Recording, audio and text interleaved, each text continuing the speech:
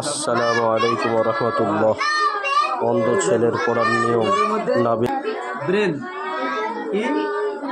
হ্যাঁ, এই ঘরের মধ্যে কটা বল বললে তুমি? 6টা। গণফেস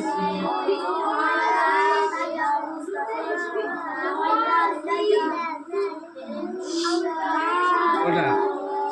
মাশাআল্লাহ, 6টা বল। 6টা বল তো।